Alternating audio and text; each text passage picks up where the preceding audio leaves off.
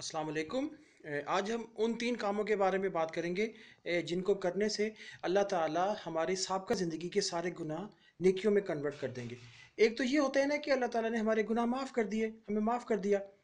लेकिन इसमें अल्लाह ताला हमें माफ़ भी करेंगे अपने फ़ज़ल से, और हमारे जितने साबिक़ा गुनाह हैं वो नेकियों में कन्वर्ट कर देंगे। अल्लाह अकबर! कितनी बड़ी बात है। तो सूरह फुरकान आयत नंबर 71, इसमें अल्लाह ताला फरमा रहे हैं, नंबर 1, सच्चे दिल से तौबा। कि बंदा ऐसे सच्चे दिल से तौबा करे कि अल्लाह, मैं आज के बाद ये गुनाह कभी नहीं करूँगा, ये गलत काम मैं कभी भी नहीं करूँगा।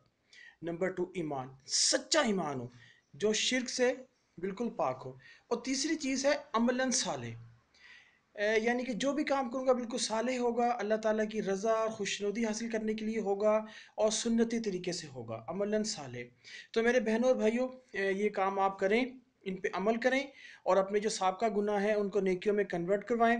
अल्लाह सबको अमल करने की तौफ़ीक दे। आमीन।